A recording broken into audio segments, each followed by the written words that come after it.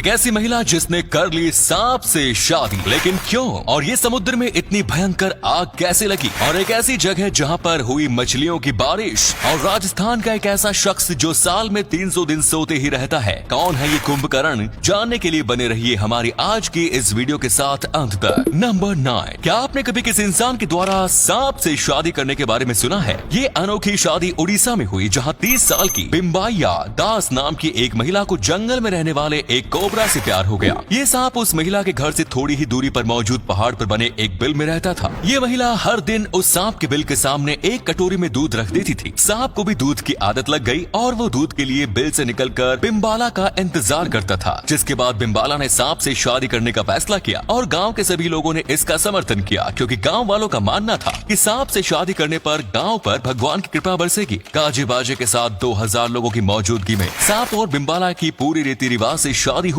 हालांकि मंडप में असली सांप की जगह पर धातु से बने एक नकली सांप को रखा गया, लेकिन बिम्बाला का पति असली सांप ही बना। नंबर 8, क्या आपने मछलियों की बारिश देखी है? अगर आपने नहीं देखी तो इसके बारे में सुना तो जरूर होगा। तो फिर क्या आपने कभी सोचा है कि मछलियों की बारिश होती कैसे है? कुछ लोग मछलियों की बारिश को चमत्कार मानते हैं, लेकिन इसमें कोई चमत्कार नहीं। मछलियों की बारिश के पीछे की वजह टोर्नाडो तूफान होते हैं। भयंकर रूप लेता हुआ टोर्नाडो जब समंदर या झील के ऊपर से गुजरता है, तब इसमें मौजूद मछलियां टोर्नाडो में फंस जाती है। टोर्नाडो में फंसने वाली हल्की चीजें ऊपर आसमान की ओर चली जाती है, और जब टोर्नाडो कमजोर पड़ता है और हवा की स्पीड कम होती है, तब इसके साथ आसमान में जाने वाली चीजें वापस से जमीन पर गिरने लगती है। इसी टोर्नाडो की वजह से मछलियों की बारिश होती है। आमतौर पर टोर्नाडो कमजोर होने से पहले कई किलोमीटर का सफर तय कर लेता है, और यही वजह है कि मछलियों की बारिश समुद्र या झील से कई किलोमीटर दूर होती है। नंबर 7, हमारे देश में एक समुदाय ऐसा है जहाँ बेटियों को दहेज में ऐसी चीजें दी जाती है जिसे जानने के बाद आपके होश उड़ जाएंगे।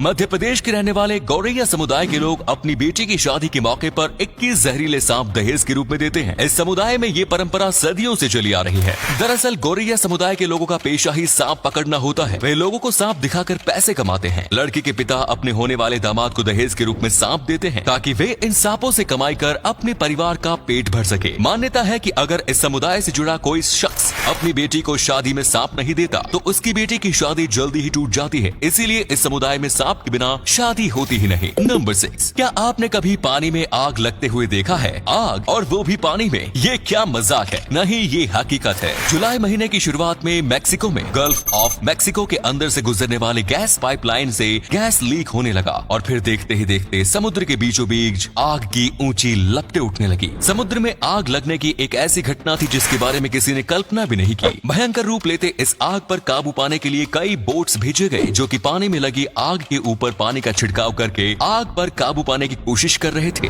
इस आग पर काबू पाने में 5 घंटे लग गए। आग लगने की ये घटना पेट्रोलियोस मैक्सिकानोस नाम के एक ऑयल कंपनी के पाइपलाइन से गैस लीक होने की वजह से हुई। समुद्र में आग लगते हुए भी देख लिया, जिंदगी में अब बस एलियंस देखने बाकी रह गए। नंबर 5, एक पैर नहीं है तो क्या हुआ, मंजिल तक पहुंचने के लिए हौसले तो है, बस अपने इसी हौसले के बल पर चलते हुए मानसी जोशी ने 2019 में पैरा बैडमिंटन वर्ल्ड चैंपियनशिप जीत ली। मानसी 6 साल की उम्र से ही बैडमिंटन खेला करती थी। खेल के साथ उन्होंने अपनी पढ़ाई भी जारी रखी और इंजीनियर बन गई, लेकिन 2011 में एक हादसे में इन्हें अपना एक पैर गंवाना पड़ा। हॉस्पिटल से ठीक होने के बाद उनके रिहेबिलिटेशन रूटीन में बैडमिंटन शामिल था। यहीं से उन्होंने बैडमिंटन में अपना करियर बनाने का फैसला किया और बहुत जल्द नेशनल टीम में उनका सिलेक्शन भी हो गया। 2019 में वर्ल्ड चैंपियनशिप जीतने के बाद मानसी वर्ल्ड रैंकिंग में दूसरे नंबर पर पहुंच गई। टाइम मैगजीन के द्वारा उन्हें नेक्स्ट जनरेशन लीडर 2020 की लिस्ट में भी शामिल किया गया, और अक्टूबर 2020 में वो इस मैगजीन के एशिया कवर में भी नजर आ चुकी है। टाइम मैगजीन के कवर पर नजर आने वाली मानसी दुनिया की पहली पैरा एथलीट और भारत की पहली एथलीट है। युवाओं के लिए ट्रू इंस्पिरेशन मानसी जोशी को हमारा सलाम। नंबर 4, सुमो पहलवान भारी भरकम होते हैं। ये बात तो हम सभी जानते हैं, लेकिन क्या आप ये बात जानते हैं कि सुमो रेसलिंग के इतिहास में अब तक का सबसे भारी भरकम पहलवान कौन है? सबसे ज्यादा वजन वाले सुमो पहलवान का नाम ओरोरा है। इनका वजन 292 किलोग्राम है। 6 फीट 3 इंच के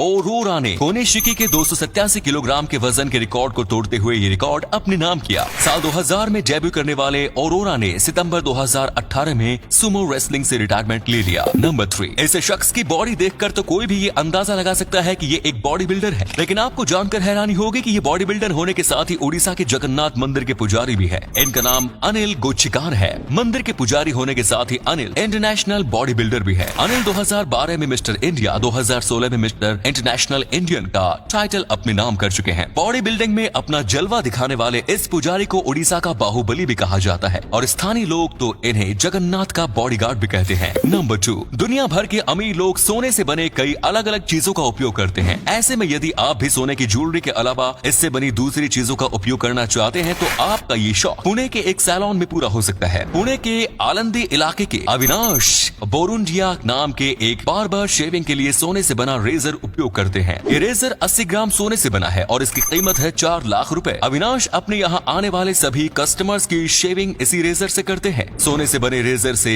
शेविंग कराने के लिए आपको 100 रुपए देने पड़ेंगे। 100 रुपए में ही कुछ पल के लिए अमीरों वाली फीलिंग आ जाएगी। नंबर 1, मिलिए 21वीं सदी के कुंभकर्ण पुरखाराम से। राजस्थान के नागौर जिले के रहने वाले पुरखाराम साल के 300 दिन सोकर बिताते हैं। हालांकि ऐसा वो शौक से नहीं करते। इसके पीछे की वजह एक्सिस हाइपरसोमिनिया नाम की एक रेयर डिजीज है। 42 साल के पुरखाराम पिछले 23 सालों से इस बीमारी से ग्रसित है। एक बार सोने जाने पर पुरखाराम लगभग 25 दिनों तक नींद के आगोश में रहते हैं। इन 25 दिनों में उनका परिवार नींद में ही उन्हें नहलाता है और इसी स्थिति में उन्हें खाना भी खिलाया जाता है। पुरखाराम कहते हैं कि वो चाहकर भी नींद से नहीं उठ पाते। वो इलाज करा भी चुके हैं, थक चुके हैं, लेकिन उनकी स्थिति में कोई सुधार नहीं हुआ। पुरखाराम के इस आदत की वजह से गांव वालों ने उन्हें कुंभकर्ण नाम दे दिया। तो उम्मीद है आपको आज की वीडियो पसंद आई होगी। अगर हाँ तो इस वीडियो को लाइक करें। इनमें से कौन सा फैक्ट आपको सबसे ज्यादा अच्छा लगा कमेंट्स में जरूर बताएं। इस तरह की और भी इंटरेस्टिंग फैक्ट वीडियोस देखते रहने के लिए चैनल को जरूर सब्सक्राइब करें। धन्यवाद।